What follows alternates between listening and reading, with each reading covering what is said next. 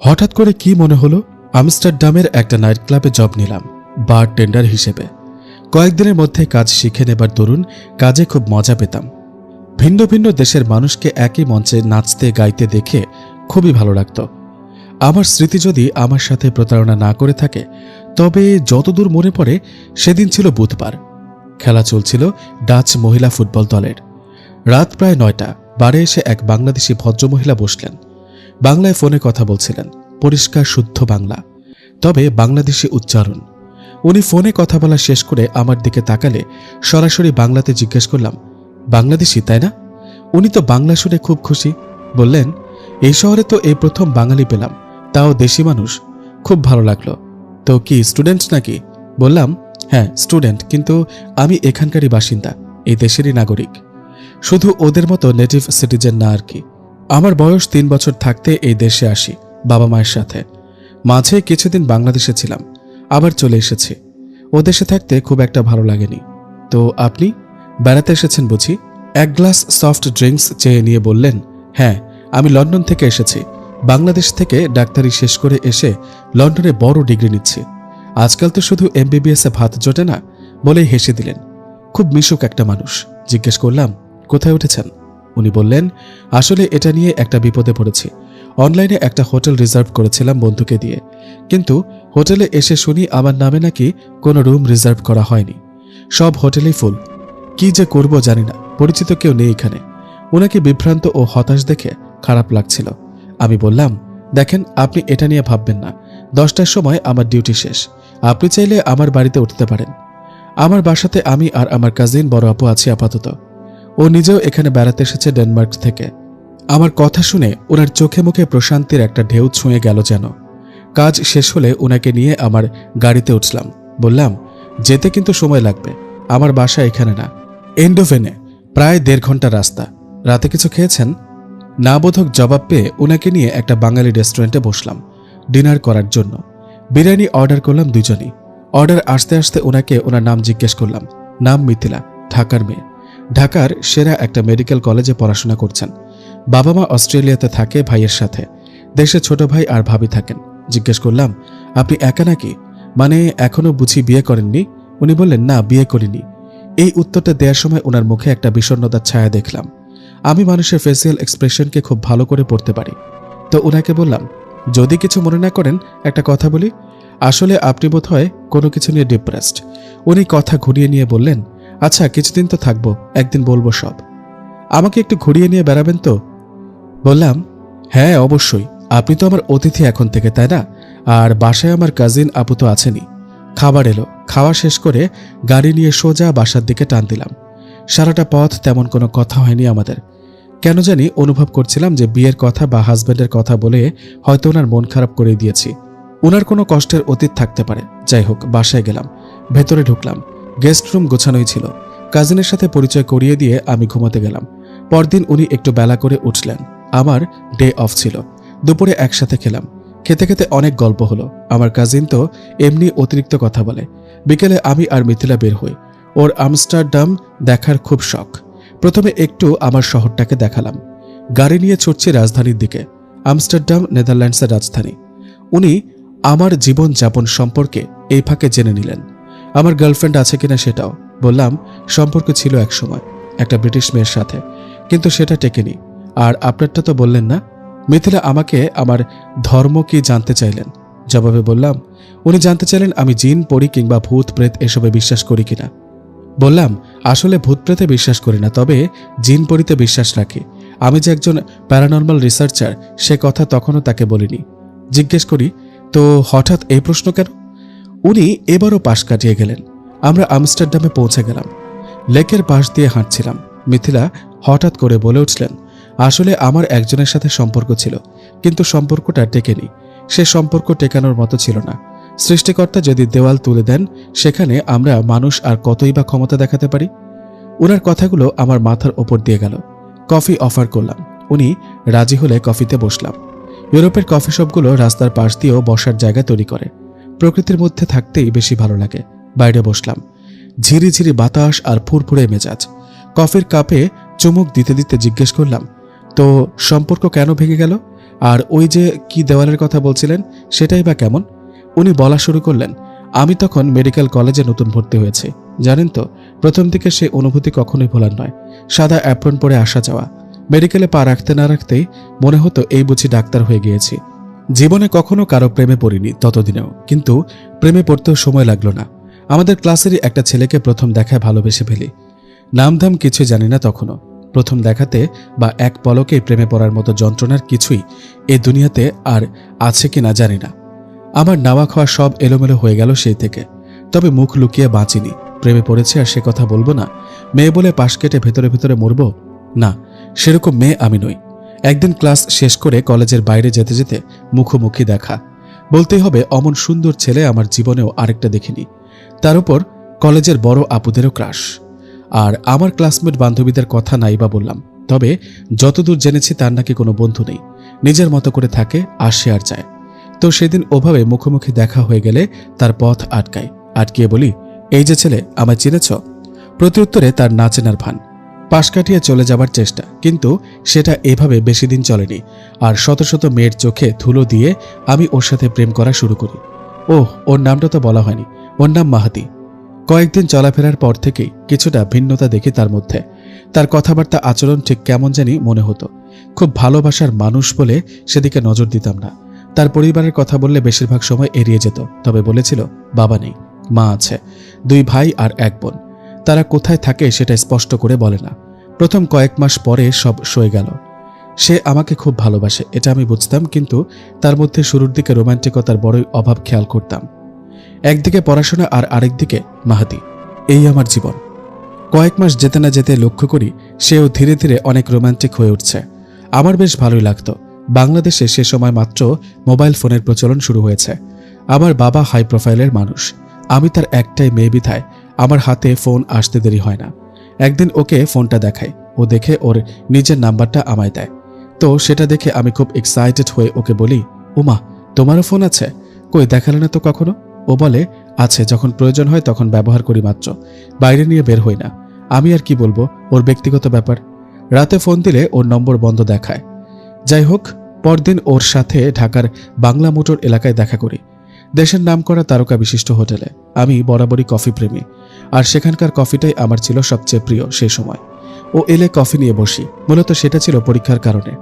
ও পরীক্ষায় সবসময় ভালো নাম্বার পেত। ভালো নাম্বার বলতে টপ বোঝাচ্ছি। আমরা কেউই ওর সাথে পারতাম না, আর আমার সাথে ওর প্রেম বলে অনেক বান্ধবী হিংসে করত। যাই হোক, ওয়েটার কফি দিয়ে গেলে কফিতে কিছুক্ষণ পর চুমুক দিয়ে দেখি কফি ঠান্ডা। ঠান্ডা বলতে নর্মাল বোঝাচ্ছে। তো আমি ওয়েটারকে যেই না ডাকতে যাব, অমনি মাহাদি আমাকে ডেকে বলে, কই, কফি তো গরমই আছে, ঠান্ডা না তো। আমি মুখ ঘুরিয়ে কফির কাপে আবার 2 হাত দিয়ে ধরেছি। আচমকা গরমে হাত সরিয়ে দিই।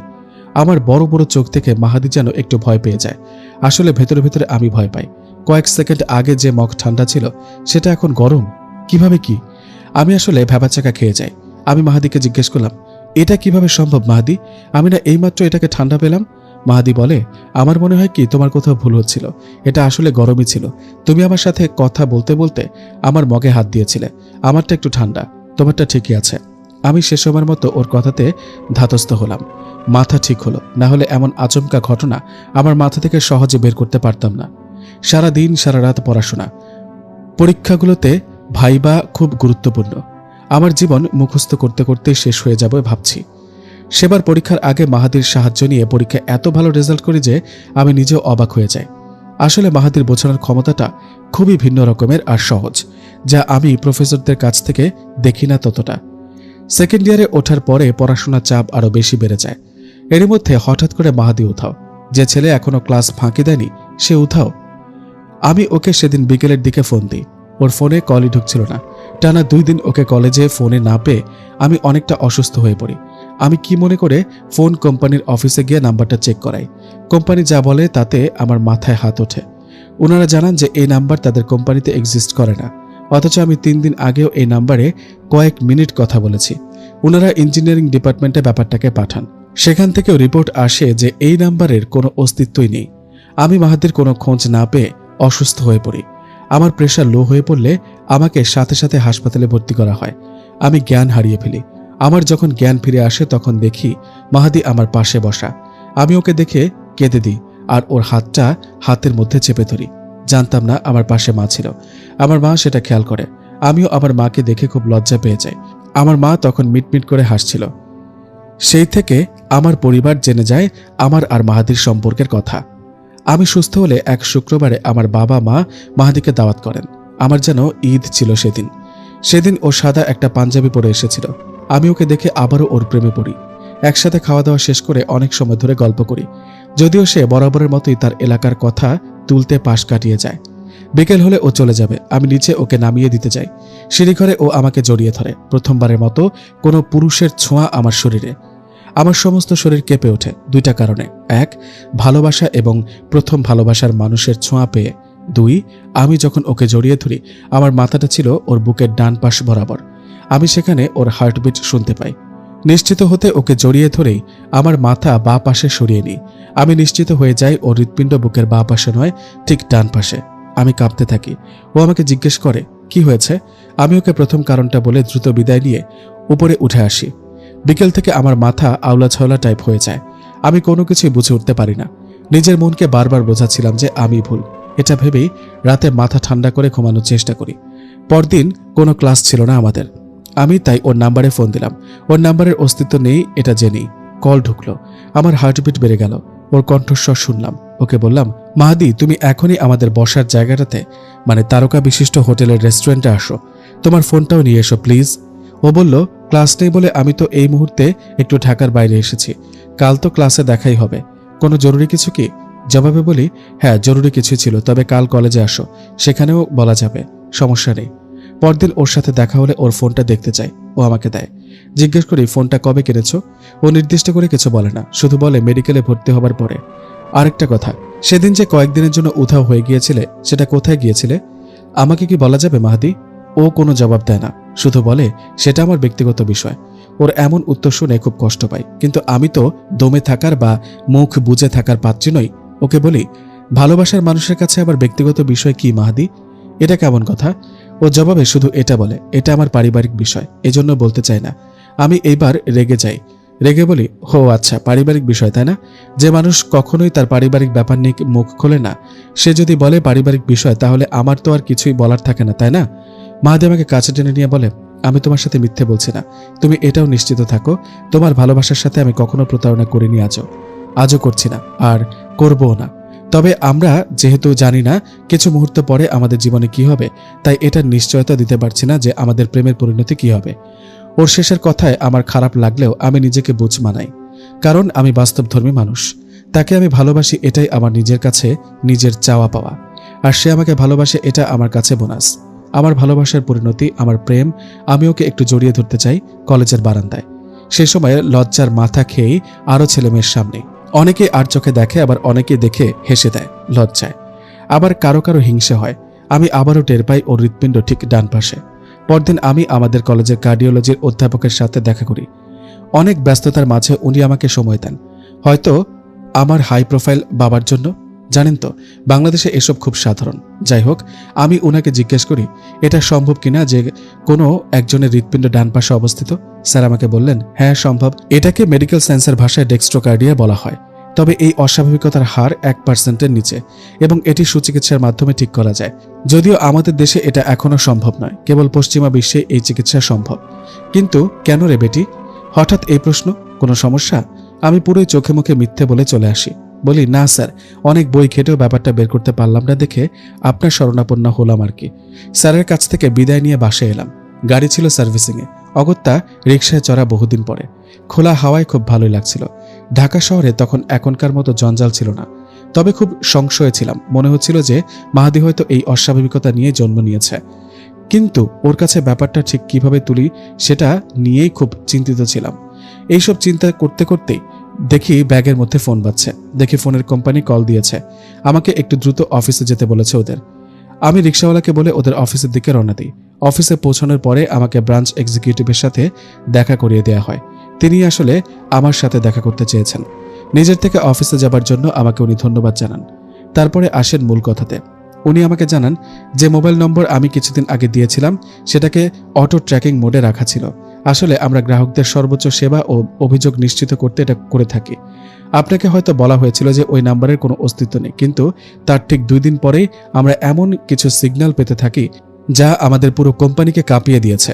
আমি একটু রেগে গিয়ে প্রশ্ন করি, কেমন নেটওয়ার্কিং ও সিস্টেম আপনাদের যে প্রথমে নাম্বারের হদিস পান না, আবার পরে ক্লায়েন্টের হদিস পান না?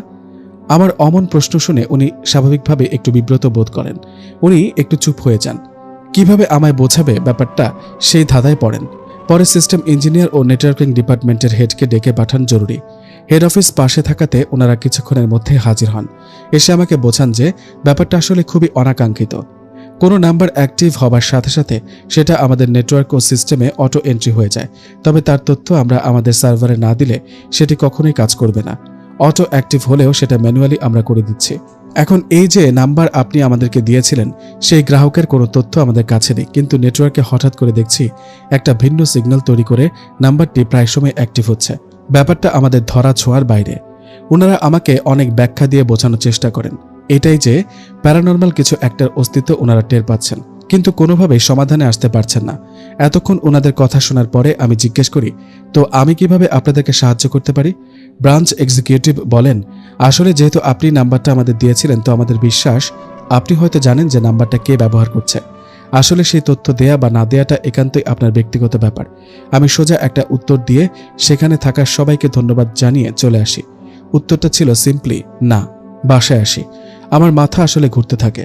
বুঝি যে ঘুমের অনেক প্রয়োজন, লম্বা ঘুমের। কারণ একটু আগে অধ্যাপকের সাথে কথা বলা শেষ করে একটা ব্যাপার নিয়ে ভাবা শেষ করতে না করতেই আরেকটা চিন্তার কথা মাথার মধ্যে ঢুকে। আমি আসলে আর এত নিতে পারছিলাম না। এসব ভাবতে ভাবতে আমি ঘুমিয়ে পড়ি।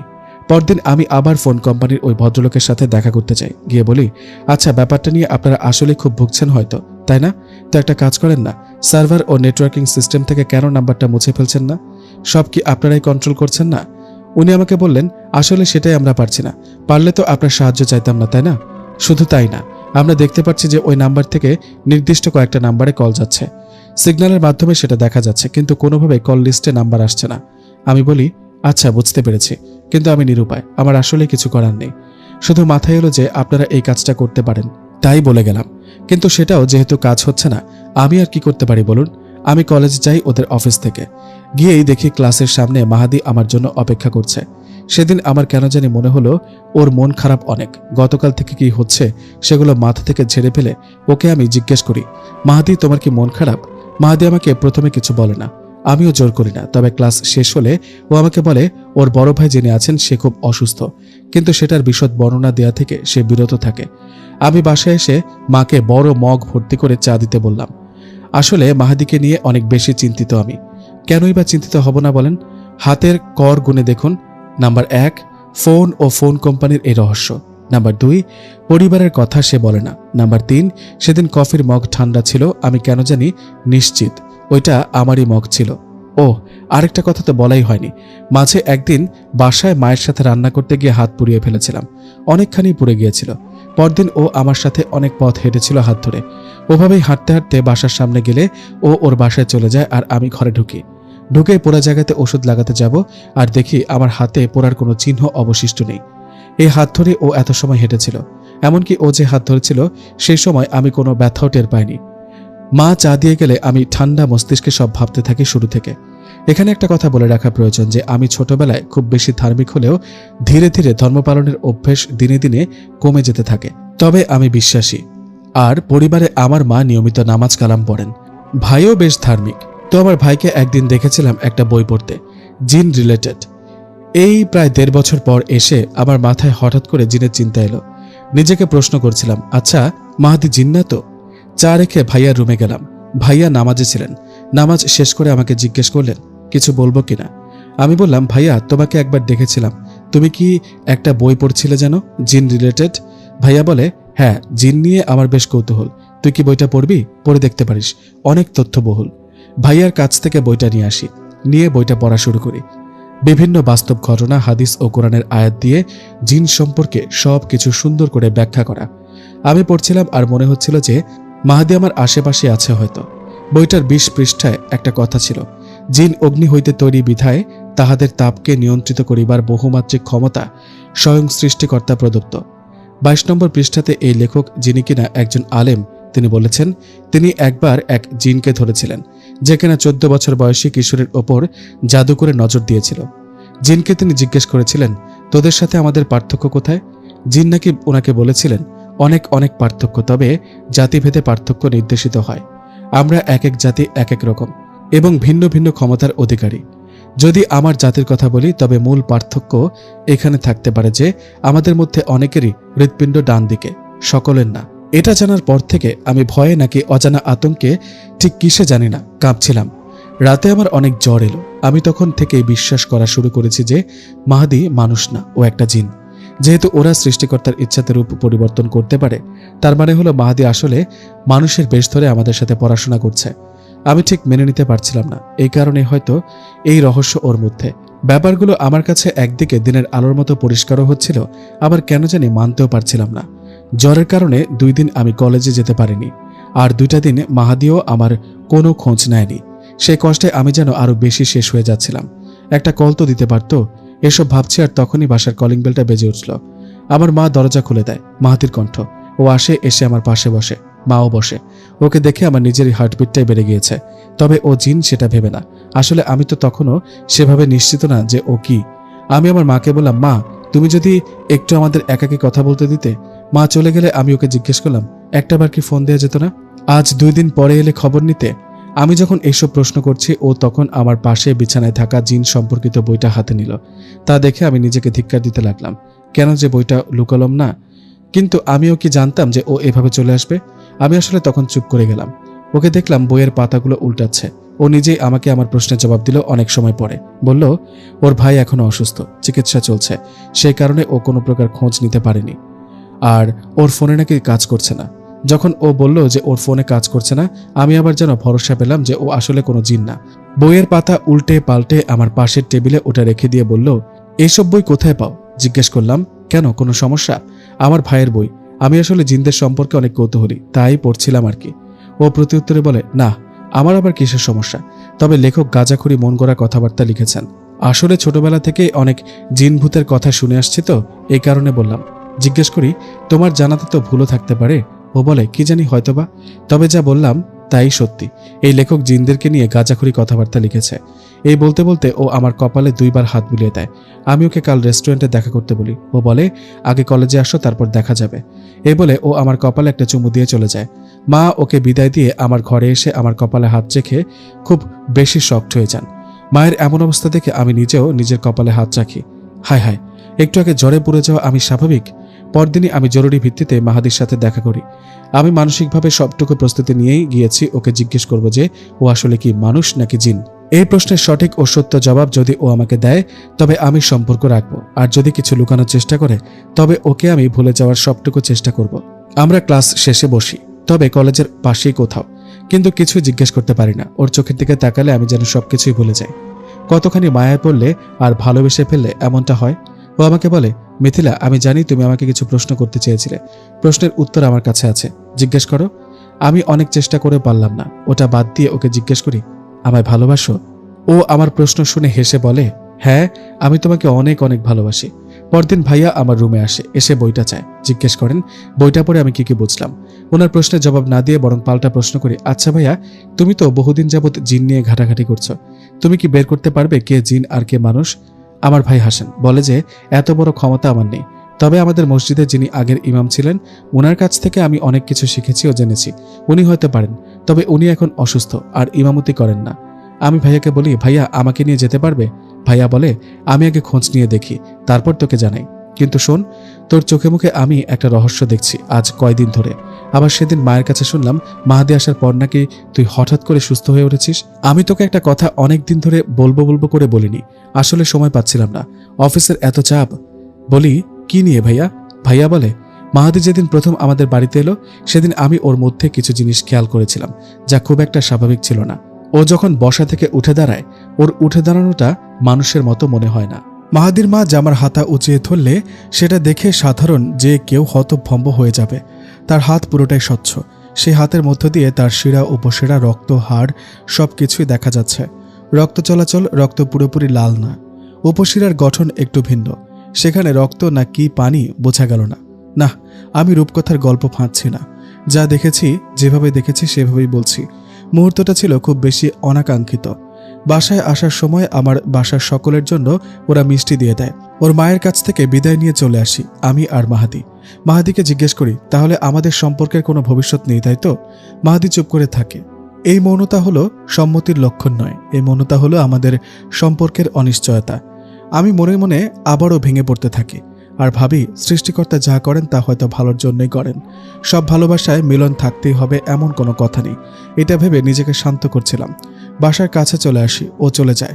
আমি বাসায় ঢুকে বাসার সবাইকে ডাকি, বলি, তোমাদের জন্য স্পেশাল একটা মিষ্টি এনেছি। মা আর ভাইয়া জিজ্ঞেস করে, কোথা থেকে? আমি দুষ্টুমির স্বরে বলি, সেটা তো বলা যাবে না, তোমরা খেয়ে দেখো কেমন লাগে। এত বড় বড় মিষ্টি দেখে আমার মা আর ভাইয়ার চোখ কপালে ওঠে। বাবা আর ছোট ভাই তখনও বাইরে। আমার মা খেয়ে একরকম চিৎকার করে বলে ওঠে যে, মিথিলা, তুই এটা কোথায় পেলি? এত স্বাদ জীবনের কিছুতে পাইনি। আর ওদিকে ভাই আমার দিকে আর চোখে তাকিয়ে থাকে, যেন আমি মহাপাপ কিছু করে ফেলেছি। কলেজ তখনও বন্ধ রাজনৈতিক অস্থিরতার কারণে, পড়াশোনা খুব একটা হচ্ছে না। আবার এদিকে আমার মানসিক অস্থিরতা, সব মিলিয়ে যখন একটা এলোমেলো অবস্থা, তখন একদিন মাহাদি বলে সে আমার জন্য প্রয়োজনে তার সমাজ ছাড়বে, প্রয়োজনে মানুষ হয়েই থাকবে, ডাক্তার হয়ে মানুষের সেবা করবে। ওর ভাই ওকে নাকি বলেছে আমার সাথে থেকে যাবার জন্য। আমি ওকে জিজ্ঞেস করি, তোমার আমার সাথে মানুষরূপে থাকতে তো কোনো সমস্যা নেই? ও বলে, আমার বা আমাদের জাতিগত সমস্যার ব্যাপারটা মা আর ভাই মিলে সামাল দেবে, কিন্তু তুমি বলো, তোমার মাতৃত্বের স্বাদ থেকে তুমি কি বঞ্চিত হতে চাও? আমার আসলে কোনো কিছু চিন্তার ছিল না। আমি মাহাদিকে জীবনে চাই, সে জিন নাকি মানুষ সেটা আমার খেয়াল করার ব্যাপার না। তাই ওকে আমি স্পষ্ট করে বলে দিই যে কোনো মূল্যে আমি তোমাকে চাই, শুধু তোমাকে। মাহাদি শুনে একটা দীর্ঘশ্বাস ফেলে, জানি না সেটার মানে কি। এর ঠিক কিছুদিন পরে মাহাদি যখন জানে যে আমার বাসাতে বিয়ের ব্যাপারে কথাবার্তা চলছে এবং আমার মা বাবা চান যে মাহাদির সাথে বিয়ে হোক, ও বলে শুধুমাত্র আমার জন্যে নিজের জাতির সমাজে ছেড়ে চলে আসতে চায়। মাহাদিকে জিজ্ঞেস করি, আচ্ছা, সেদিন না তোমার মা বললেন যে মানুষ আর জিনের বিয়ে সম্ভব না? ও বলে, বিয়ে সম্ভব না এটা মা বলেনি, বিয়ে সম্ভব, কিন্তু সেক্ষেত্রে আমাকে মানুষ রূপেই থাকতে হবে। আমার কাছে ব্যাপারটা তখনও ঠিক পরিষ্কার হয় না। ওকে আবারও বলি, তোমার মা তো এটাও বলেছেন যে আমাদের মধ্যে নাকি সৃষ্টিকর্তা দেওয়াল তুলে রেখেছেন, তাহলে কি তোমার আর তোমার মায়ের কথার মধ্যে অমিল থেকে যাচ্ছে না? নাকি তুমি আমাকে সান্ত্বনা বাণী শোনাতে এসেছ? শোনো মাহাদি, আমি হয়তো যে কোনো মূল্যে তোমাকে চাই, কিন্তু আমাকে কোনো মিথ্যা আশা না দিলে আমি খুশি হব। যা সম্ভব নয় তা অসম্ভব করতে এসো না। কিভাবে যেন এক নাগারে এসব কথা ওকে আমি বলে ফেলি, নিজেকে অনেক হালকা মনে হতে থাকে। আমি ওকে আরও বলি, আমার বিয়ে, আমার জীবন নিয়ে তোমাকে চিন্তা করতে হবে না, আমরা বন্ধু হয়ে না হয়ে থাকবো। তুমি এখানে যে উদ্দেশ্যে এসেছো সেই উদ্দেশ্য পূরণ করে চলে যাও। মিথিলার ঘটনা বলার ঠিক এই পর্যায়ে এসে ওকে থামাই আমি। রাত তখন বেশ হয়েছে, আমরা আর সেই কফি শপে বসে নেই। ঘটনা শুনতে শুনতে বেশ খানিকটা হেঁটেছি এদিকে সেদিকে। এরপরে মিথিলাকে বলি, চলুন বাসাতে যেতে হবে, গাড়িতে কথা হবে। কথার পিঠে কথা আসার কারণে আমাদের ডিনারটাও করা হয়ে ওঠেনি। বাসায় ফোন দিই, বোনকে জিজ্ঞেস করি কিছু রান্না করেছে কিনা। ও বলে অনেক কিছু রান্না করেছে, তাই দেরি না করে গাড়িতে উঠে পড়ি। জিজ্ঞেস করি ড্রাইভিং পারেন কিনা আর লাইসেন্স আছে কিনা। মিথিলা বলে ড্রাইভিং পারে কিন্তু লাইসেন্স নেই। মিথিলা তার কথার সাথে এটাও যোগ করে যে মিথিলা নাকি মাহাদিকে ড্রাইভিং শিখিয়েছে। আমি শুনে হাসতে থাকি। যাই হোক, আমি ওকে থামাই। আমার মনে বেশ কয়েকটা প্রশ্ন জাগে এই কারণে। এই এতক্ষণ পর এসে আমি ওকে আমার একটা আইডি কার্ড দেখাই, যেটা একটা ইউরোপিয়ান সিক্রেট সংস্থার, যার মূল অফিস ইতালিতে। আমরা ইউরোপের আনাচে কানাচে ছড়িয়ে ছিটিয়ে আছে আমাদের নিজেদের মতো করে। ভিতরে ভিতরে সবাই সবার সাথে যোগাযোগ রাখি। ইউরোপিয়ান প্যারানর্মাল অ্যাক্টিভিটি সোসাইটির সদস্য আমি। তো এটা দেখিয়ে ওনাকে বলি, আসলে বহুদিন ধরে আমি এসবের সাথে জড়িত। জিনদের ব্যাপারে অনেক তথ্য সংগ্রহ করেছি, মানুষের জীবনে ঘটা অভিজ্ঞতা থেকে, কোরআন হাদিস ও অন্যান্য বই থেকে। আমার মনের প্রথম প্রশ্নটা হচ্ছে জিন আর মানুষের বিয়ে নিয়ে। মিথিলা বলে, দেখুন, আমরা সবাই কিন্তু দিন শেষে শুনে বিশ্বাসী, এই এর কাছ থেকে ওর কাছ থেকে। এই যে আপনি যেমন আমার কাছ থেকে শুনেছেন, আপনি কিন্তু জানেন না যে আমি আসলেই সত্যি বলছি নাকি মিথ্যা বানিয়ে বলছি। তবে আমি অবশ্যই ঘন্টার পর ঘন্টা নষ্ট করে আপনার সাথে ফাওয়ালাপ করবো না, তাই না? মিথ্যা বলে দিন শেষে আমার লাভ নেই। আপনি বলেছেন যে আপনি কোরআন হাদিস থেকেও জ্ঞান নিয়েছেন, কিন্তু সেখানে স্পষ্ট করে বলে দেওয়া নেই যে মানুষ আর জিনের বিয়ে সম্ভব। আবার এমন অনেক কিছুই বলা নেই যা জিন জাতিতে বিদ্যমান, কারণ এত ব্যাখ্যার আসলে প্রয়োজন পড়ে না। যখন আপনি আপনার দৈনন্দিন জীবনে কেবল এগুলোর মুখোমুখি হবেন তখনই বুঝবেন এবং জানবেন। মানুষ আসলে বলে বেড়ায় যে সে এটা শুনেছে জিনের ব্যাপারে, জিনের সাথে তার অমুকের বিয়ে হয়েছে, হ্যান হয়েছে, ত্যান হয়েছে, বাচ্চা হয়েছে। জি না, এসব মানুষের মিথ্যাচারিতা ছাড়া কিছুই না। আমি নিজে জিনের সাথে দিনের পর দিন, মাসের পর মাস, বছরের পর বছর চলে বেড়াচ্ছি। অবশ্যই তারা আমার সাথে মিথ্যে কথা বলবে না। জিন মানুষের বিয়ে হয় না, বাচ্চা হয় না, হলে আজ আমাকে আপনার সাথে হয়তো ঘুরে বেড়াতে হতো না। আমি মাহাদির সাথে থাকতে পারতাম, একই গাড়িতে, একই রাস্তায়, এক ছাদের নিচে। মিথিলার অনেক জোরালো কণ্ঠে আবেগ নেমে আসে। আমি সাথে সাথে কথা ঘুরিয়ে জিজ্ঞেস করি, আপনার এই জীবনের ঘটনা কি আমি মানুষের কাছে শেয়ার করতে পারি? উনি বলেন যে হ্যাঁ পারেন। বলি, নাম দাম এসব কি পাল্টে দিতে হবে? বললেন, না, ওসবের দরকার নেই। আমি এমন আহামরি কেউ না যে আমার নাম জানলে সবাই আমাকে চিনে ফেলবে। ইনফ্যাক্ট কেউই আমাকে চিনে না। তো আর কোনো প্রশ্ন ফেরদৌস? আমি কিছুক্ষণ চুপ থেকে জিজ্ঞেস করি, জিনদের সাপের রূপ ধারণ করা নিয়ে মাহাদি কখনো কিছু বলেছে কিনা? মিথিলা বলে, না, তেমন কিছুই বলেনি। ওরা যে জাতি, সে জাতিতে নাকি ওরা এমনভাবে নিজেদের প্রকাশ করে না বা প্রয়োজন পড়ে না। আবার জিজ্ঞেস করি, আর ওই যে বললেন উনি নাকি আপনার কাছ থেকে ড্রাইভিং শিখেছেন, ব্যাপারটা কেমন? মিথিলা হাসতে হাসতে বলে, এটা কি কোনো প্রশ্ন হলো? আমি বলি, আসলে আমি যতদূর জানি যে জিন্নেরা নাকি অনেক বেশি ট্যালেন্টেড। তারা যে কোনো কিছুকে খুব সহজে আয়ত্তে নিয়ে আসতে পারে। তো ড্রাইভিংটাও কি আসলে শেখার দরকার হয়? আপনারা মিথিলার প্রতি আমার খোলা চিঠি। আমি আসলে সব জেনে বুঝেই এমন প্রশ্ন করেছিলাম শুধুমাত্র মিথিলাকে বাজিয়ে দেখার জন্য। মিথিলা, আপনি যদি আমার এই গল্প শুনে থাকেন তবে আমাকে ভুল বুঝবেন না। সত্য মিথ্যা যাচাই করতে চেয়েছিলাম আসলে। যদিও আমি জানি না এই মুহূর্তে আপনি ঠিক কোথায় আছেন, কেমন আছেন। আপনি সবসময় ভালো থাকবেন মিথিলা, আমার প্রশ্নের জবাব দিবেন। দেখেন ফেরদৌস, আমি জানি না আপনি এতদিন কি রিসার্চ করেছেন। সত্যিটা হলো জিনেরা ট্যালেন্টেড ঠিক আছে, কিন্তু তারাও দিন শেষে ঠিক আমাদের মতোই। তারাও খায়, তারাও পড়ে। আসলে প্রযুক্তিগত দিক থেকে তারা আমাদের চাইতে অনেক পিছিয়ে। আমাদের প্রযুক্তিটাকে তারা ব্যবহার করছে। তারা ঠিকই মুখ দিয়ে ফ্রিকোয়েন্সি তৈরি করে, কিন্তু এটা জানে না কিভাবে তার প্রয়োগে মোবাইল নেটওয়ার্কিং সিস্টেম তৈরি করা হয়। তারা এখনো ধর্মীয় গোঁড়ামির কারণে পিছিয়ে। তারা এখনো এতটাই মারামারিতে লিপ্ত যে তাদের মধ্যে ডাক্তার হবার ধুম পড়েছে। জিনদের এসব নাশকতার কারণে সৃষ্টিকর্তা আমাদেরকে সৃষ্টির কথা চিন্তা করেন, সেটা সবার জানা। কিছু মানুষের যেমন কোনো কিছু একবার পড়লেই মুখস্থ হয়ে যায়, এমন অনেক জিন আছে যারা একবার দেখলেই মুখস্থ করে ফেলে। তারা আলোর গতিতে চলে। তার মানে তো এই না যে তারা আরেকটা পৃথিবীর সন্ধান দিয়ে ফেলেছে। তার মানে এই না যে তারা ইচ্ছা করলেই সব করতে পারছে। তারা ইচ্ছা করলে যে মানুষের সাথে যোগাযোগ করতে পারছে, তাও তো না। তাহলে তো জিনে আলোর গতিতে মহাবিশ্বের এদিকে সেদিকে গিয়ে নানা তথ্য নিয়ে এসে নাসাকে দিতে পারত। নাসার এত বিজ্ঞানীর দরকার হতো না। মাহাদির যেমন ড্রাইভিং শিখতে 1 সপ্তাহ লেগেছিল, আমি তখন ওনাকে আরেকটু খোঁচা দিয়ে প্রশ্ন করি, তো মাহাদি কেন জিন হয়ে আপনার কাছে নিজেকে ধরা দিলেন? তার কি প্রয়োজন ছিল? সে তো জানতো যে মানুষ আর জিনের বিয়ে সম্ভব না। তাহলে কি প্রয়োজন ছিল আপনাকে জেনে শুনে বিষ পান করানোর? কেনই বা সে আর তার মা নিজেদেরকে আপনার কাছে প্রকাশ করলেন? এই ব্যাপারগুলো আমার কাছে ঠিক পরিষ্কার না। মিথিলা বলেন, দেখেন, এই প্রশ্নগুলো আমার মাথাতেও ঘুরপাক খেত, তবে সেটা নির্দিষ্ট একটা সময় পর্যন্ত। আমি এখনো ঘটনার সেদিকে আসিনি। তবে প্রথম দিকে আমি যখন মাহাদিকে এসব প্রশ্ন করতাম, ও চুপ করে থাকতো, কিছুই বলতো না। আমি ওনাকে জিজ্ঞেস করি, আপনি কি মনে করেন যে জিনেরা মিথ্যা বলতে পারে? মিথিলা বলেন, হ্যাঁ, জিনেরা মানুষের চাইতে বেশি মিথ্যা কথা বলে। আমি ওনার দিকে একটু তাকাই। এই জবাবটা দেবার সময় ওনার কণ্ঠে অনেক জোর ছিল। আমি বুঝলাম ঘটনার গভীরতা আসলে অনেক অনেক বেশি। আমার কথা কেড়ে নিয়ে মিথিলা আবার শুরু করলো। আমাকে উনি পাল্টা প্রশ্ন করেন, কখনো জিন দেখেছেন নিজের চোখে? বলি, হয়তো বা ভিন্নভাবে। একটু মজা করে বলি, আমি যে জিন না তার কি নিশ্চয়তা? মিথিলা বলেন, আপনি জিন না। আমি জিজ্ঞেস করি মিথিলাকে, কিভাবে নিশ্চিত হলেন যে আমি জিন না? সে বলে, প্রথম যখন আপনার বাসায় উঠি, হ্যাঁ, আমার একটা অনুভূতি হয়েছিল যে আপনি মানুষ না। সেদিন রাতে অনেকবার মনে হয়েছিল যে আপনি মাহাদি। মাহাদি আপনার রূপ নিয়ে, মানে এমন রূপ ধরে এসেছে আমাকে সাহায্য করার জন্য। নিশ্চিত হয়ে গিয়েছে এতক্ষণে আপনি মানুষ। আমি হাসতে হাসতে বলি, তাই নাকি? কিন্তু কিভাবে? আমাকে কি বলা যাবে না? মিথিলা বলে, অবশ্যই বলা যাবে, যদিও আমি বলতে চাইনি। বলেই উনি হেসে দিলেন। আসলে আমি চাচ্ছিলাম যে মিথিলা সিরিয়াস মুডে না থেকে একটু ফানি মুডে হাসুক, কারণ আমি হয়তো উল্টাপাল্টা প্রশ্ন করে ওনাকে রাগিয়ে দিয়েছি। মিথিলা আমাকে জিজ্ঞেস করে, শুনে আমি আবার রাগ করব কিনা? বলি, না, রাগ করব কেন? ও বলে, আসলে আমরা যখন সন্ধ্যার দিকে ইন্ডিয়ান স্ন্যাক্সে ছিলাম, মানে যখন ফুচকা খাচ্ছিলাম আর কি, তখন আমি নিশ্চিত হয়েছি আপনি মানুষ। আর আপনার হাতের ওপর যে তেলটুকু পড়েছিল সেটা আমি ইচ্ছাকৃতভাবে ফেলেছিলাম। ওই তেলটা আমি সবসময় সাথে নিয়ে ঘুরে বেড়াই, ছোট্ট এই শিশিতে করে রেখে দিই। ওইটা আমাকে মাহাদি দিয়েছিল। ওটা কিসের তেল, কিভাবে তৈরি ঠিক আমি জানি না, তবে জয়তুনের একটা ঘ্রাণ পাই।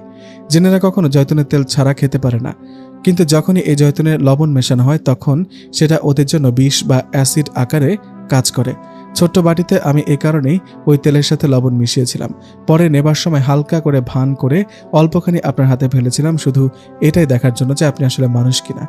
আমি এই কথা শুনে ওনার দিকে বড় বড় চোখ করে তাকাই। উনি বলেন, দেখেন কিছু মনে করবেন না, আসলে আমার একটা অনুভূতি ছিল যে আপনি মাহাদি, কিন্তু না। আমি জিজ্ঞেস করি, তো আমি জিন হলে ওই তেলে আমার কি হতো? মিথিলা বলেন, আপনি জিন হলে আপনার শরীরে ফোসকা পড়ে যেত, সাথে সাথে আপনার হাত পুড়ে যেত, যেখানে লাগবে সেখানে ক্ষত সৃষ্টি করবে। আবার আমি জিজ্ঞেস করি, তার মানে কি এই জিনেরা লবণ খেতে পারে না? উনি বললেন, হ্যাঁ তাই, জিনেরা লবণ খেতে পারে না। আমার তখন হঠাৎ করে মনে পড়ে যায় যে মাহাদি তো একদিন ওনাদের বাসায় এসেছিলেন খাবার খেতে। সেখানে কি তবে ওর লবণ ছাড়া রান্না করেছিলেন? অবশ্যই না, তখন তো মিথিলা জানতোই না যে ও একটা জিন। কিভাবে কি? প্রশ্ন ছুড়ে দিই ওনার কাছে। মিথিলা বলেন, যে লবণ তরকারিতে মিশে যায় সেটাতে তেমন কোনো ক্ষতি হয় না, কিন্তু একটা কথা আপনাকে সে সময় বলতে ভুলে গিয়েছিলাম। ও যখন জেনেছিল যে আমাদের বাসাতে দাওয়াত, আমাকে ও বলে দিয়েছিল তরকারিতে বা কিছু যদি রান্না করি আমরা, তাতে যেন লবণ কম দেয়া হয়। ওনাকে লবণ একদমই খেতে পারে না। আমার মাকে বললে মা ওর জন্য একদম আলাদা করে রান্না করেন, লবণের পরিমাণ অতি অল্প দিয়ে।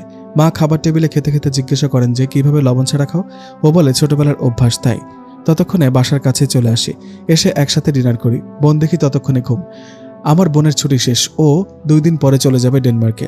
তো যাই হোক, ডিনার করতে করতে ওনাকে ওই তেল একটু দিতে বললাম, সালাদের সাথে হালকা একটু মিশিয়ে নিলাম, পুরো জয়তুনের স্বাদ পেলাম। ওনাকে জিজ্ঞেস করলাম, মাহাদি কেন আপনাকে এটা দিয়েছিল? মিথিলা বলে, খাওয়ার জন্য আর জিনের হাত থেকে রক্ষা পেতে। পরদিন আমার সকাল থেকে বিকাল অবধি ডিউটি ছিল। বেলা 4:30টার দিকে কথা মতো মিথিলা আমার বারে চলে আসে।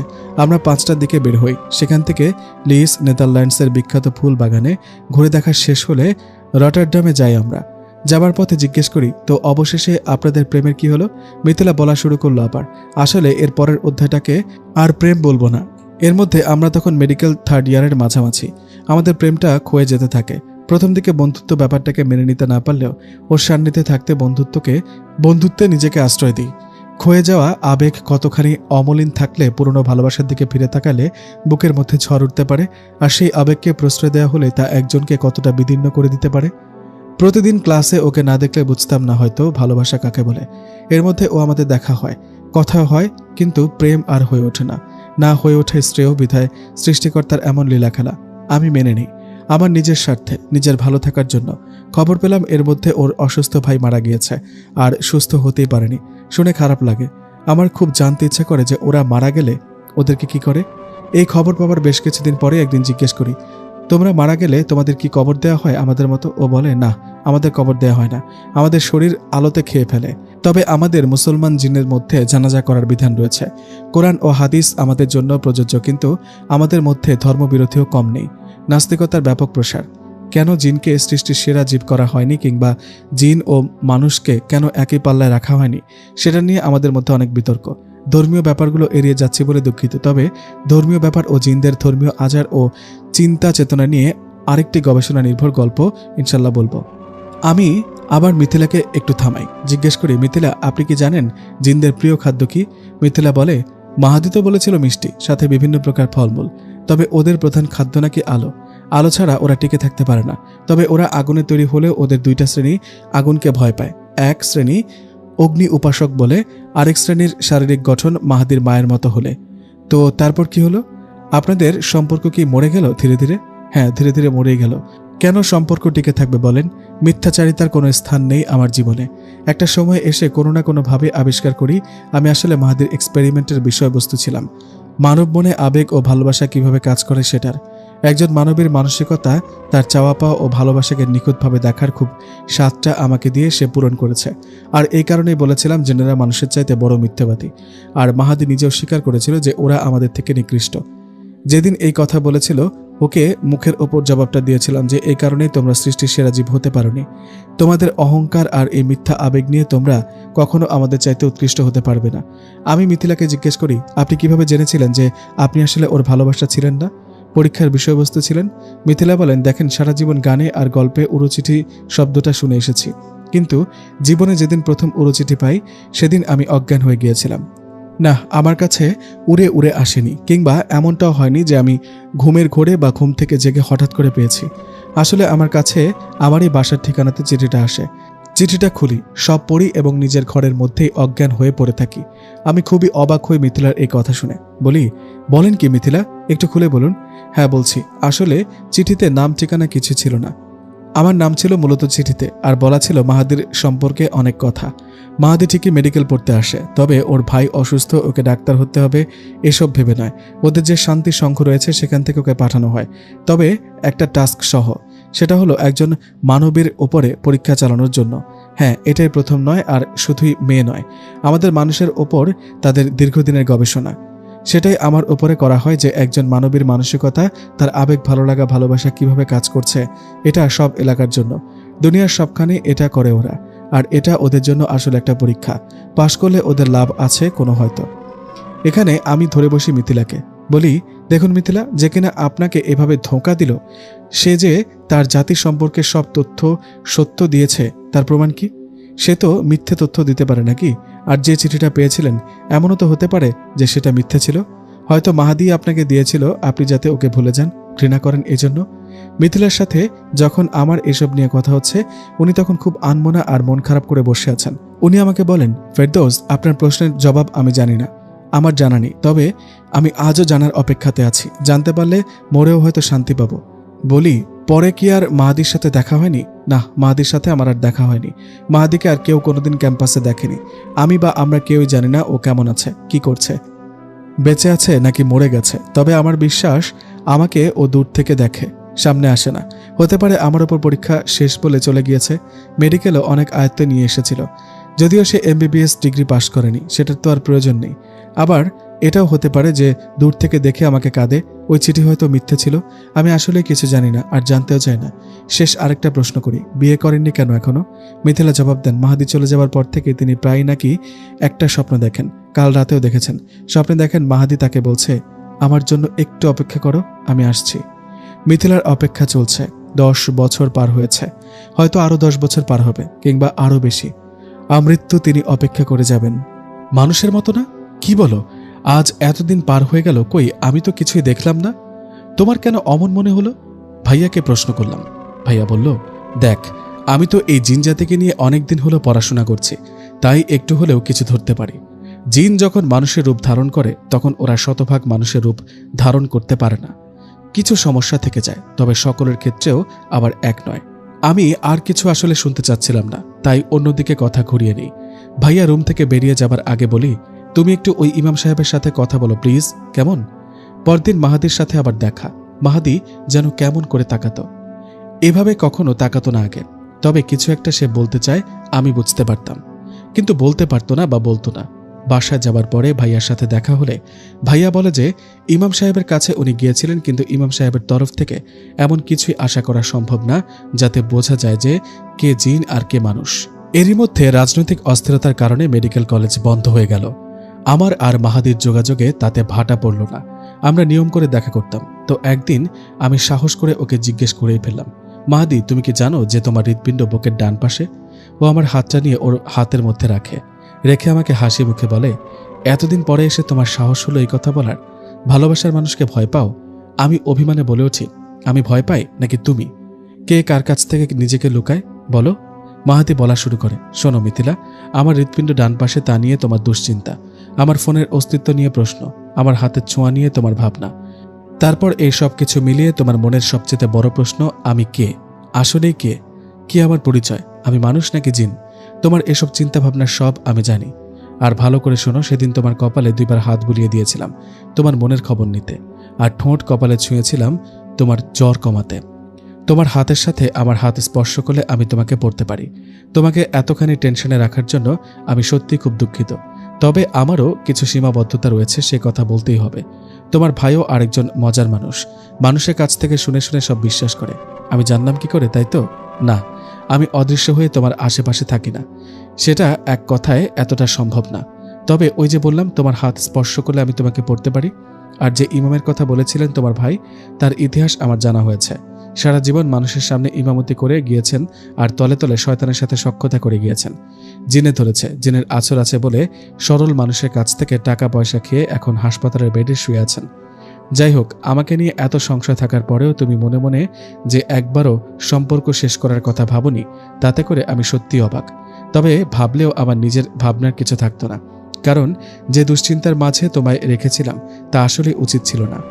আজ আরও অনেক কথা তোমাকে বলার আছে, আশা করি তোমার সময় আছে। আমি বললাম, তোমার সব কথা শোনার সময় আছে, তুমি বলো। ও আবার বলা শুরু করলো, জিন সমাজে ডাক্তারের ভীষণ চাহিদা। জিনদের মধ্যে মারামারি কাটাকাটি মানবজাতির চাইতে বহুগুণে বেশি। মানুষের রূপ ধরে এসে মানুষ ডাক্তারদের কাছ থেকে চিকিৎসা নিলেও সেটাতে সুস্থ হতে অনেক সময় লাগে। কেন? কারণ জিন যখন মানুষের রূপ ধরে তখন তার নিজ শারীরিক আকৃতির পরিবর্তন ঘটে এবং অনেক ক্ষতস্থান মানুষের দৃষ্টিগোচর হয় না। আর আমি যে এতদিন বলেছিলাম আমার ভাই অসুস্থ, আসলে জাতিগত বিভেদের কারণে ও ধর্মীয় কারণে একটা বড় যুদ্ধ হয়। সেখানে আমার ভাই খুব ভালো মতোই জখম হয়, কিন্তু আমাদের সমাজ এখনো মানব সমাজের মতো করে উন্নত হতে পারেনি। এই জন্যই তোমরা আশরাফুল মাখলুকাত, সৃষ্টির সেরা জীব। তোমাদের চাইতে আমাদের ভিন্ন ভিন্ন ক্ষমতা থাকতে পারে। আমরা আলোর গতিতে চলতে পারি, ফিরতে পারি, ঠিক আছে, কিন্তু আমাদের অনেক কিছুই নেই যা তোমাদের আছে। এখন তোমার মনে প্রশ্ন জাগতে পারে, এত ক্ষমতা থাকতেও নিজেদের অসুস্থতা কেন নিজেরা ঠিক করতে পারি না? কেন ক্ষত এমনি এমনি সেরে যায় না?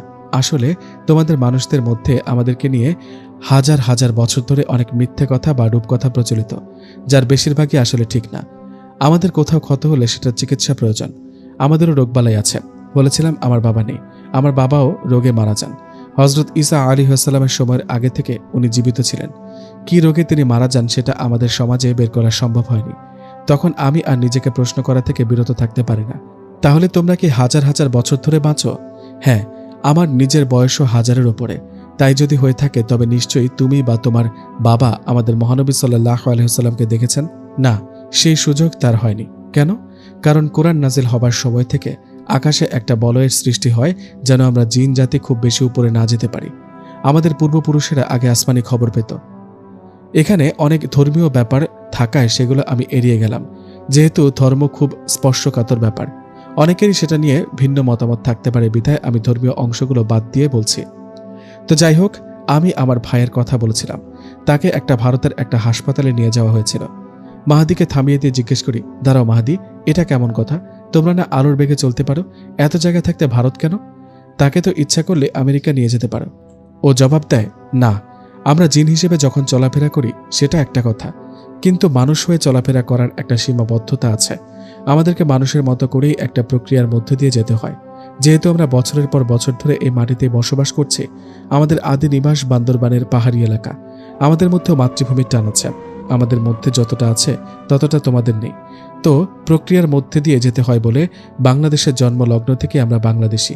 হ্যাঁ, আমরা ইচ্ছা করলে আমেরিকা গিয়ে রূপ বদলাতে পারি, কিন্তু ওখানে যাবার পর হাসপাতালে যখন ডকুমেন্টস দেখতে চাইবে তখন কি ভাবছ যে আমরা জিন বলে পাসপোর্ট বানিয়ে ফেলবো? না, তা নয়। মানুষের রূপে আমরা যেন পুরোটাই মানুষ, যেটা বলছিলাম আর কি। তো ভাইকে ভারতে নিয়ে যাবার পরে দেখা গেল তার যে সকল অংশ মানুষ রূপে দৃশ্যমান সেগুলোতে ক্ষত সরানো সম্ভব। যেহেতু আমাদের শারীরিক গঠন ভিন্ন রকমের, তাই এই সমস্যা। আমি নিজেকে প্রশ্ন করা থেকে বিরত থাকতে পারছিলাম না। মাহাদিকে জিজ্ঞেস করি, তো এখানে যে মেডিকেলে পড়ছো, এখানে তো আমরা মানুষের দেহ নিয়ে পড়াশোনা করি, এটা পরে তোমাদের কি লাভ? ও বলে, লাভ আছে। লাভ না থাকলে তো বোকার মতো এখানে আসতাম না।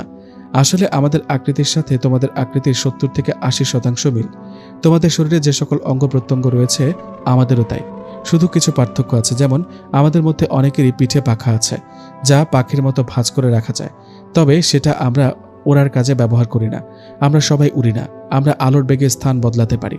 এই পাখা মূলত আমরা যুদ্ধে ঢাল হিসেবে ব্যবহার করি। যে বাকি 20 থেকে 30% মিল পাওয়া যায় না, সেটা নিয়ে আমরা গবেষণা করি। তোমাদের কি গবেষণাগার আছে? মাহাদি বলে, হ্যাঁ, একটা করেছি আমাদের নিজেদের জন্য। তবে আমাদের জনসংখ্যা যেহেতু তোমাদের চাইতেও বেশি, তাই যা আছে সারা পৃথিবী মিলে সেটাতে আমাদের পোষাচ্ছে না। আমাদের ইউরোপের হাসপাতালটা বেশি উন্নত, ইংল্যান্ডে সেটা। আমাদের জাতির গোত্রদের মধ্যে এখন আগের চাইতে অনেক শান্তি। মহানবী সাল্লাল্লাহু আলাইহি ওয়াসাল্লাম আসার আগে আমাদের মধ্যে অশান্তির ধারা অব্যাহত ছিল। ধর্মীয় কথা আবারও এড়িয়ে গেলাম। তো এই চিকিৎসার ব্যাপারটা আমাদের মধ্যে অনেকটাই একতা এনেছে। যে যেভাবে পারছে ডাক্তার হবার চেষ্টা করছে, মিলেমিশে থাকার চেষ্টা করছে। আরেকটা গ্রুপ চেষ্টা করছে শান্তি আনার কাজে, ঠিক তোমাদের জাতিসংঘের আদলে। কিন্তু আমাদের জাতিসংঘ তোমাদেরটার মতো বাটপাড়ি সংস্থা নয়। আমি বললাম, তোমাদের জিনদের সাথে আমাদের মানুষদের শারীরিক পার্থক্যের কথা একটু বলো। আমরা তোমাদের মতো না। মানুষের একটা নির্দিষ্ট আকার আছে, কেউ লম্বা, কেউ খাটো, গায়ের রঙে ভিন্নতা আছে, আমাদেরও তাই। তবে আমাদের মধ্যে কিছু পাখা আছে, যেটা আগেই বলেছি। কারো পায়ের ও হাতের আঙুলগুলো বড়, কারো শরীরে প্রচুর লোম হয় অতিরিক্ত, কারো মাথার খুলি একটু লম্বাটে হয়, কারো শারীরিক আকৃতি কুকুরের মতো অনেকটা। শয়তান জিনরা নিজেদের আকৃতি সবসময় ওদের বাবা ইবলিসের মতো করে রাখতে ভালোবাসে। জিনদের আদি পিতা সে একজন, কিন্তু সে সমাজ বিচ্যুত। সে কথাই তো জানোই। জিজ্ঞেস করি, ইবলিসের মতো করে রাখে মানে? সে কথার ব্যাখ্যা আমি দিতে পারবো না মিথিলা, এসব কথা না বলাই ভালো। অনেক সাহস আর প্রত্যাশা নিয়ে বলি, মাহাদি, আমি তোমাকে তোমার আসল আকৃতিতে দেখতে চাই। মাহাদি বলে, না, সেটা সম্ভব না। আমার প্রচণ্ড মন খারাপ দেখে ও আমার দুই গালে হাত চেখে বলে, শোনো, আমার প্রকৃত রূপ দেখলে তুমি ভয় পাবে। তুমি আমাকে হয়তো আর ভালোবাসবে না। দয়া করে এমন অনুরোধ তুমি আমায় করো না। মানুষের সামনে নিজেদের উন্মোচন করার একটাই উপায় আছে আমাদের, সেটা হলো ছায়া আকৃতিতে, এর বেশি কিছু না। তবে সেটাও অনেক কঠিন। তোমাদের অনেকেই বলে যে জিন দেখেছে, জিনের আকৃতিতে। এসব মিথ্যে কথা। আমাদের সেরকম ক্ষমতা থাকলে তো তোমরা আমাদের দাপটে টিকতে পারতে না। সৃষ্টিকর্তা আমাদেরকে এই কারণে তোমাদের চোখে অদৃশ্য করে রেখেছেন। তোমাদের ওপর আমাদের ছড়ি ঘোরানোর ক্ষমতা কমিয়ে দিয়েছেন। যেটাও করা হয় সেটা জাদুর মাধ্যমে সৃষ্টিকর্তার বিরুদ্ধে গিয়ে। আমি নিজে নিজেই অবাক হয়ে যাচ্ছি যে মাহাদির ব্যাপারে এত কিছু জানার পরেও ওর প্রতি আমার ভালোবাসা কিংবা আবেগের একটুও পরিবর্তন ঘটেনি। হঠাৎ করে আমার মোবাইল কোম্পানির কথা মনে পড়ে গেল। আমি ওকে ওই ব্যাপারে কিছু বলার জন্য বললাম আর জিজ্ঞেস করলাম, এখন কেন ফোন ব্যবহার করছো না? কি হয়েছে? ও বলে, আসলে আমি যা করেছি তা ঠিক করিনি, আর এখানে তোমার অনেক ক্ষতি হতে পারত। এই জন্য আমি ব্যবহার করা বন্ধ করে দিয়েছি। ওদের উপর মহলে আসলে এটা নিয়ে অনেক কথা হচ্ছিল। রাষ্ট্রীয় পর্যায়ে যাবার মতো কাহিনী হতে পারত, তবে তোমার বাবার জন্য সেটা হয়নি, কারণ খোঁজটা তুমি দিয়ে উধাও হয়ে যাচ্ছিলে। আমি আসলে আমার কিছু ক্ষমতা কাজে লাগিয়েছিলাম, তাও যে খুব বেশি তা নয়, কিন্তু ওদের নেটওয়ার্কের সিগন্যালটা ব্যবহার করেছিলাম। পরবর্তীতে একটা বোকামি করি। থাক সে কথা। কথা হচ্ছে, শুধু তোমার কথা ভেবেই আমি এটা থেকে দূরে আছি। ভাবছি একটা ফোন কিনে নেব, আমার মানুষ পরিচয় দিয়ে। আমি ওকে জিজ্ঞেস করি, আচ্ছা, তোমরা টাকা পয়সা কোথায় পাও? ছোটবেলায় শুনেছি তোমাদের নাকি টাকা পয়সা, খাবার এসব নিয়ে চিন্তা করতে হয় না। আসলে কি তাই? আর নেটওয়ার্কের সিগন্যালই বা কিভাবে ব্যবহার করতে পারো? মাহাদি হাসতে হাসতে বলে, দারুণ প্রশ্ন করেছ, কিন্তু সন্ধ্যা হয়ে যাচ্ছে। তুমি বাসায় যাবে না? তোমার বাসায় চিন্তা করা শুরু করবে তো? আমি ছেলে মানুষই বরাবরই, তাই ওকে বলি, আমার বাসায় গিয়ে দেখে আসো সেখানে কি হচ্ছে। মাহাদি এই কথা শুনে আবারও হাসে। আমি অবাক চোখে ওর সেই ভুবন ভুলানো হাসির দিকে চেয়ে থাকি। ও বলে, না, আমি সেটা পারি না। তোমরা ভাবো যে আমরা ইচ্ছে করলে হয়তো মানুষের বাসায় যেতে পারি, থাকতে পারি। হ্যাঁ, অনেকেই সেটা করে। আমাদের মধ্যে একটা জাতি এমন আছে, ওরা মানুষের ঘরেই কাটায়, নিজেদের মতো করে। ভুলেও টের পেতে দেবে না যে তারা আছে। দেখার চেষ্টাও করবে না তোমরা কি করছো। আমাদের ঘ্রাণ শক্তি অনেক প্রখর, সেটা দিয়েই আমরা মানবদেহ শনাক্ত করতে পারি অনেক দূর থেকে। শয়তানগুলো মানুষের টয়লেটে গিয়ে হাসি তামাশা করে, কারণ দিন শেষে ওরা তোমাদের দেখতে পায় আর তোমরা পারো না। জিজ্ঞেস করি, তবে কি তোমরা ট্রান্সপারেন্ট? হ্যাঁ, আমরা ট্রান্সপারেন্ট। আমাদেরকে সৃষ্টিকর্তা এমন ক্ষমতাও দিয়েছেন যে আমরা তোমাদের শরীরে চলাফেরা করতে পারি। তবে এটা শয়তানেরা করে থাকে। ভালো জিনেরা ভালো মন্ত্রণা দিবে তোমাকে। যাই হোক, আরেকটা মজার কথা বলে রাখি, তোমাদের মানুষের শরীরে সুগার লেভেল নিয়ে অনেক সমস্যা। সেটার কারণে ডায়াবেটিস, আর একটাবার এই ডায়াবেটিস হলে সেটাকে কন্ট্রোল করে বেঁচে থাকাটা একটা যুদ্ধ। কিন্তু আমাদের আবার সেসব সমস্যা নেই। আমি কিছুটা অবাক হই, কিসের মধ্যে কি বলি, এই তুমি এখন ডায়াবেটিসের কথা নিয়ে এলে কেন? কারণ আমরা আসলে মিষ্টি খেতে ভালোবাসি। মানুষদের মধ্যে আমাদের নিয়ে এই কথা খুব প্রচলিত। আর হ্যাঁ, এটা সত্য। বাস্তবে আমরা অনেক ভালো মিষ্টিও বানাতে পারি। তবে আমাদের তৈরি মিষ্টি খেলে তুমি হয়তো হুঁশ হারিয়ে ফেলবে। মানুষের চাইতে আমরা ভালো মিষ্টি বানাতে পারি। আর অনেক মজার মজার কথা শুনে থাকতে পারো যে মিষ্টির দোকান থেকে নাকি মিষ্টি চুরি হয়ে যায়, জিন এসে নাকি মিষ্টি চুরি করে নিয়ে যায়, কত কিছু। কিন্তু এর শতভাগ মিথ্যে কথা। আমরা কখনোই মানুষের কিছু চুরি করতে পারি না বা জিন হিসেবে ব্যবহারও করতে পারি না। কোনো কিছু হারিয়ে গেলেও মাঝে মধ্যে আমাদের নামে দোষ দেয়া হয় যে জিন নিয়ে গেছে। আরও কত কি। এখন বলি, কেন আমরা মানুষের কোনো কিছু চুরি করতে পারি না? কারণ জিন রূপে কোনো সলিড কিছু আমরা স্পর্শ করতে পারি না। মানুষ রূপেই সেটা কেবল সম্ভব। আর মানুষ রূপে এসে সেটাকে অদৃশ্য করতে না পারার বৈজ্ঞানিক কারণ হলো আমরা ভিন্ন ডাইমেনশনে বসবাসকারী। যখন ওই দ্রব্যকে আমাদের ডাইমেনশনে নিয়ে যাবার চেষ্টা করব, ঠিক তখনই সেটা ভেঙে যাবে। মানুষের কিছু পছন্দ হলে সেটা আমরা বানিয়ে নিই। যদিও মানুষ যা কিছু ব্যবহার করে সে ধরনের জিনিস আমরা ব্যবহার করি না। কারণ হলো আমাদের নিজেদেরও তো একটা সংস্কৃতি আছে, তাই না? আমরা সেটা মেনে চলার চেষ্টা করি। আর যেটা জিজ্ঞেস করেছিলে সে সময়, যে আমাদের খাবার দাবার আমরা কিভাবে সংগ্রহ করি, আমরা খুব বেশি ফলমূল খাই, সবজি খাই, আর মাছ মাংস অনেক প্রিয়। জিনদের খাবারের তালিকা বেশ লম্বা, তবে এর মধ্যে ফল, মিষ্টি, মাংসের হাড় আর মাছ সবচাইতে বেশি প্রিয়। কিছু জিন আছে যারা সারা জীবন মাছ খেয়ে কাটিয়ে দেয়, তবে আমাদের মধ্যে ভেজিটেরিয়ান নেই। আমরা কোনো জাতি সবজি খেয়ে টিকে থাকতে পারি না। এখন কথা হলো কিভাবে সংগ্রহ করি। খুব সহজ। সমুদ্র বা নদীতে ডুব দিয়ে মাছ, শাক, সবজি আমরা জঙ্গলের মধ্যে নিজেরাই চাষ করি কিংবা সেখান থেকে সংগ্রহ করি। আর মাংসের ক্ষেত্রে আমরা বন্য পশু খাই। এখন আমরা যেহেতু ভিন্ন ডাইমেনশনে, প্রশ্ন আসবে কি করে জিন রূপে তবে প্রাণী ধরি? আমাদের ডাইমেনশনে নিয়ে যাচ্ছে কিভাবে? খুব সহজ।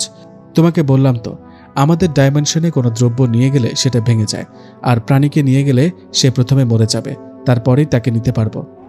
হালাল হারামের ব্যাপার স্যাপার আমাদের মধ্যেও আছে।